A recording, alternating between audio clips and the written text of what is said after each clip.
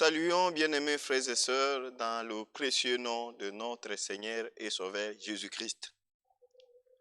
Nous sommes très heureux de pouvoir encore nous retrouver aujourd'hui pour partager avec vous la parole de Dieu, qui est la parole de vie. Et sans plus tarder, nous allons directement lire la parole de Dieu. Pour aujourd'hui, nous allons prendre notre numéro que nous trouvons sur le psaume. Psaume 63. Nous lisons tous les chapitres. Ô Dieu, tu es mon Dieu, je te cherche. Mon âme a soif de toi, mon corps soupire après toi. Dans une terre aride, desséchée, sans eau. Ainsi, je te contemple dans les sanctuaires pour voir ta puissance et ta gloire, car ta bonté vaut mieux que la vie. Mes lèvres célèbrent tes louanges. Je te bénirai donc toute ma vie. J'élèverai mes mains en ton nom. Mon âme sera rassasiée comme de mets gras et succulents. Et avec cri de joie sur mes lèvres, ma bouche te célébrera. Lorsque je pense à toi sur ma couche, je médite sur toi pendant le veille de la nuit. Car tu es mon secours. Et je suis dans l'allégresse à l'ombre de tes ailes. Mon âme est attachée à toi. Ta droite me soutient. Tous ceux qui cherchent à m'ôter la vie iront dans le profondeur de la terre. Ils seront livrés au glaive. Ils seront la proie des chacals. Et le roi se réjouira en toi. Quiconque jure par lui s'en glorifiera, car la bouche de menteur sera fermée. C'est sur cette écriture, mes bien-aimés, que nous tirons notre sujet que nous intitulons la vie. Nous allons parler un peu de mots de la vie. La vie que nous avons aujourd'hui sur la terre.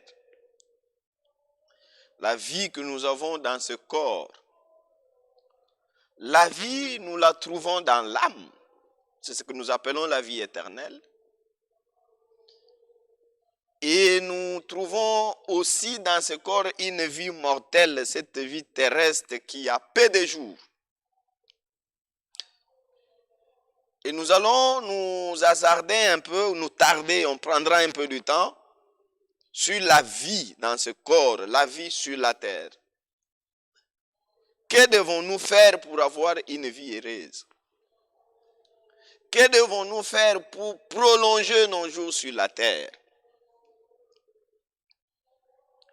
En rapport avec cela, nous allons parler de trois choses principales qu'il faut retenir. Trois choses qu'il faut observer pour vivre longtemps sur la terre. La première des choses que j'aimerais partager avec vous, c'est la correction. Quand vous voulez vivre longtemps sur la terre, lorsque vous voulez avoir une vie paisible, une vie heureuse, vous devez accepter la correction. Et je peux déjà lire une écriture dans les livres de Proverbes. Proverbes chapitre 4. Il est écrit au verset 13.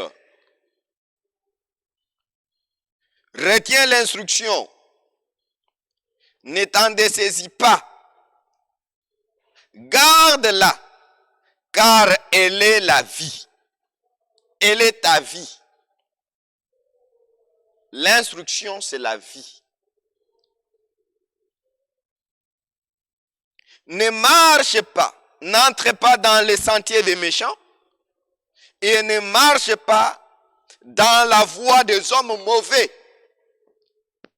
Oui, si vous voulez vivre longtemps sur la terre, vous devez retenir l'instruction. Vous devez la garder. Et la Bible dit, car elle est ta vie. Et encore Proverbe, chapitre 6. Il est écrit au verset 23, car le précepte est une lampe et l'enseignement est une lumière. Les avertissements de la correction sont le chemin de la vie. Ça, c'est très important. Les avertissements de la correction. Et celui qui peut corriger mieux, ce n'est pas la prison. Ce n'est pas le parquet. Ce ne sont pas des cours et tribunaux qui peuvent construire, corriger ou instruire, mais celui qui corrige, celui qui peut instruire correctement, c'est Dieu. Et Dieu, il instruit par sa parole. Il est le véritable conseiller. Déjà, si nous allons lire le prophète Ésaïe, Ésaïe chapitre 9. Et là, nous trouvons une chose qui peut encore enrichir la pensée que nous sommes en train d'exprimer.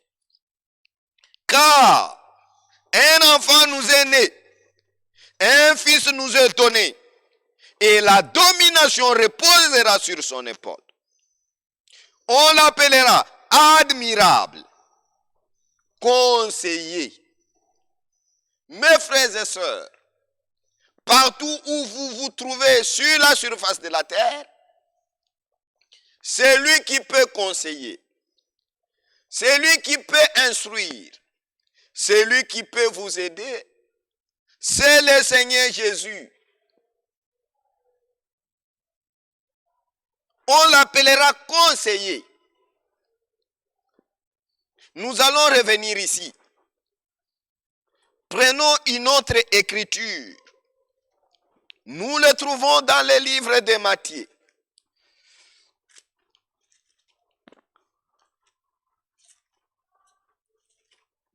Matthieu.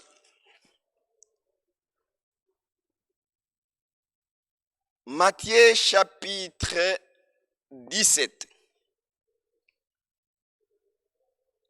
Il est écrit au verset 5.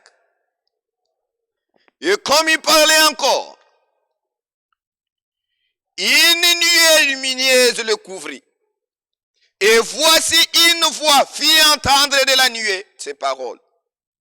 Celui-ci est mon fils bien-aimé, en qui j'ai mis toute mon affection. Écoutez-les. Au chapitre 3 et le verset 17 nous dit la même chose. Écoutez-les. Quand vous avez encore le souffle, quand vous pouvez encore vous tenir debout, quand vous pouvez encore marcher, cherchez à écouter les paroles de Dieu. Jésus lui-même disait, mes paroles sont esprit et vie. Oui, mon frère, si aujourd'hui l'école échoue avec vous, si la prison a échoué avec vous, quand le parent, la famille vous abandonne, on peut encore espérer. Mais si vous venez devant la parole de Dieu, vous vous asseyez, vous écoutez la parole de Dieu. Elle est plus forte qu'un marteau qui détruit le roc. Et vous sortez comme vous êtes venus. Comme je l'ai dit souvent, ceux qui vont à l'école, ils rentrent avec des titres académiques. Tu fais 3 ans, 5 ans à l'université. Dès que tu reviens, on t'appelle médecin. L'université te transforme. L'université te taille. L'université te donne un nom. C'est la même chose. Va même au-delà de l'université. Venir devant la parole de Dieu. Écouter la parole de Dieu. Pendant 6 mois, pendant 1 année, pendant 2 ans. Si vous restez la même personne, alors il y a quelque chose qui ne va pas dans votre vie. Ici, c'est l'école de Dieu. Et Dieu parle, Dieu corrige, Dieu transforme, Dieu taille par sa parole. Voilà pourquoi la voix a dit, celui-ci est mon fils bien-aimé en qui j'ai mis toute mon affection, écoutez-le. Oui, vous devez écouter. C'est aujourd'hui que nous parlons. Et la Bible dit, il est réservé aux hommes de vivre une seule fois, après quoi vient le jugement. Et cela dépend de l'attitude que vous prenez après avoir écouté la parole de Dieu. C'est d'autrefois, les disciples, les croyants de l'église primitive, ils ont écouté une fois, une seule fois. Et les hommes de Ninive, ils ont écouté une seule fois et ils se sont repentis. Et même après avoir écouté la parole de Dieu, la Bible dit, ils eurent le cœur vivement touché. Quand tu écoutes la parole, tu donnes quelle place à la parole de Dieu? Dans ta vie, le conseil, la voix de Dieu occupe quelle place? Est-ce que tu prends le serviteur de Dieu qui vous prêche? Vous le prenez comme le comédien, vous prenez la parole de Dieu comme des poèmes qu'on vous raconte? Revenez à la parole de Dieu, écoutez l'instruction. Et tout ce que vous écoutez de la part de Dieu, Dieu enregistre cela. Tôt ou tard, tu te tiendras debout devant le jugement de Dieu. Que faire pour prolonger ces jours? Que dois-je faire pour vivre longtemps sur la terre? Écoutons et considérons le conseil, la correction. Et je voudrais aborder un second point parce que j'ai dit qu'on devrait considérer trois choses principales. Nous avons parlé de la correction et nous voulons encore parler de la crainte de Dieu. Et ça, nous pouvons encore lire Proverbes. Proverbes chapitre 8.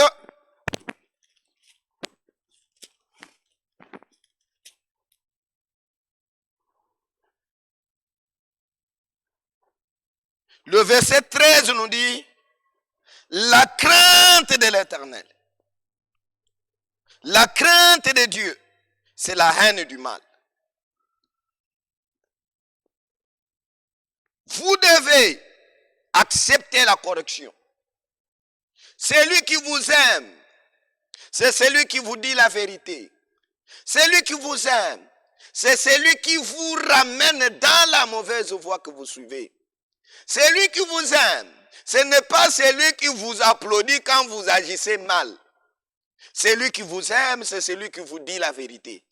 Et vous devez l'aimer à cause de la vérité qu'il vous dit. C'est là que j'ai dit la correction. Ce n'est même pas moi qui l'ai dit, c'est la Bible. La correction est le chemin de la vie. Maintenant, nous parlons de la crainte de Dieu. La Bible nous dit, la crainte de Dieu, c'est la haine du mal. Un homme qui déteste le mal. Un homme qui ne s'assoit pas en compagnie de moqueurs. Cet homme est erré sur la terre. Et la Bible dit, tout ce qu'il fait, reçu. La haine du mal, c'est la crainte de Dieu. La crainte de Dieu, ce n'est pas quelqu'un qui marche et il dit par la bouche, je crains Dieu, je crains Dieu. Non, celui qui craint Dieu, c'est celui qui haït le mal. Regardez là où vous vivez examinez votre entourage, examinez le pratique que vous faites. Est-ce qu'il y a la crainte de Dieu en cela? Le chapitre 14 de Proverbes nous dit encore une chose que nous ajoutons. La crainte de l'Éternel est une source de vie. Voyez mes frères, la crainte de Dieu est une source de vie. Ça c'est important. Encore le chapitre 10 nous dit encore une autre chose au verset 27. La crainte de l'Éternel augmente les jours. Nous pouvons dire amen à cela. Un homme qui craint Dieu, il prolonge ses jours sur la terre. Dans la Bible, nous pouvons voir le cas d'Ézéchias. Il est arrivé à la fin de sa vie. Et quand le prophète est venu, il a annoncé sa mort. Mais il a rappelé à Dieu. Il dit, Dieu, rappelle-toi que j'ai été intègre dans ta maison. Regarde, voilà comment je craignais ton nom. Et comme la Bible a toujours raison, Dieu a accordé encore 14 ans de vie à cet homme. Et il est le même, il ne change pas. Un homme qui craint Dieu, Dieu prolonge ses jours. Voilà les témoignages de la Bible.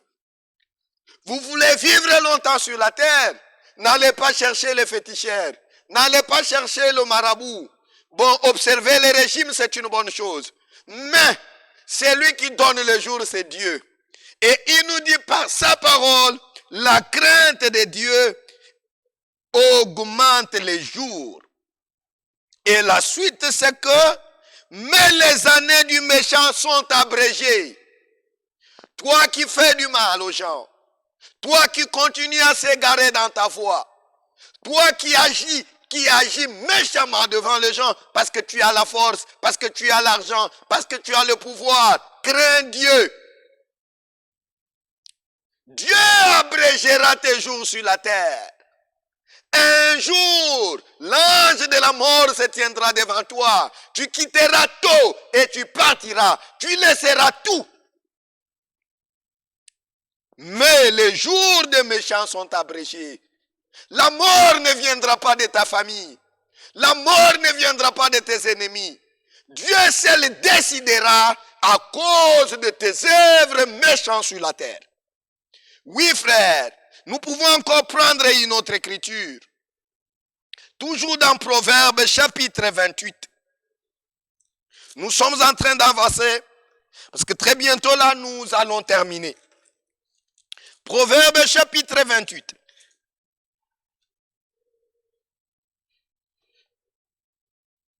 Le verset 14 dit, « Heureux l'homme qui est continuellement dans la crainte.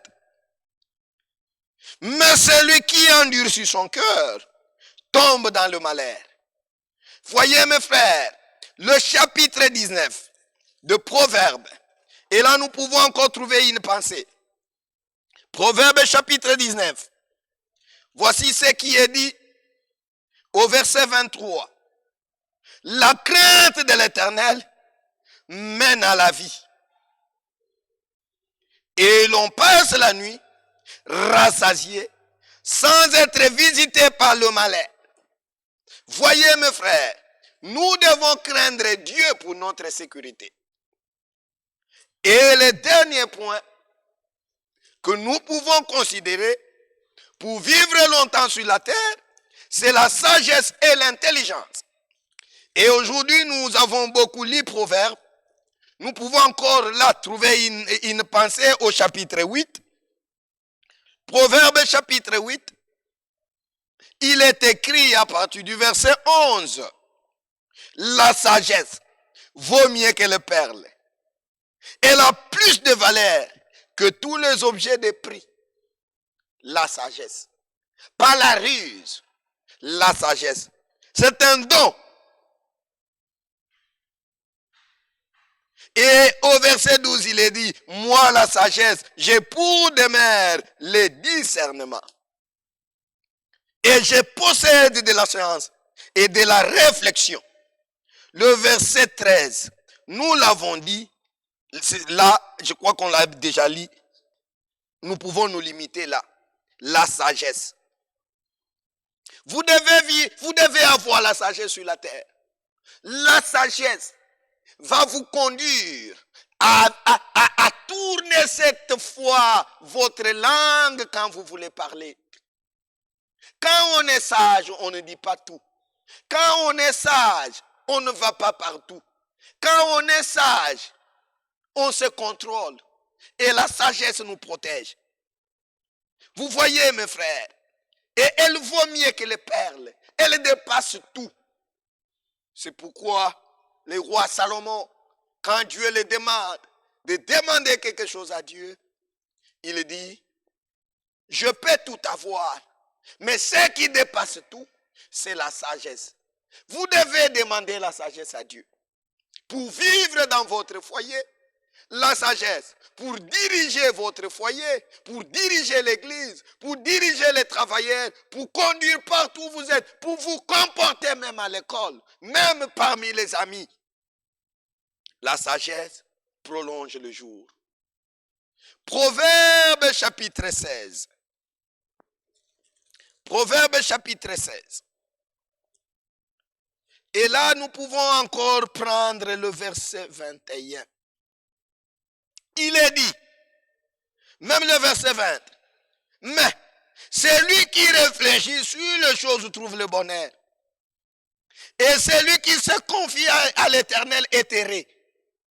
La douceur des lèvres augmente le savoir. La sagesse est une source de vie pour celui qui la possède. Et les châtiments des insensés, c'est leur folie.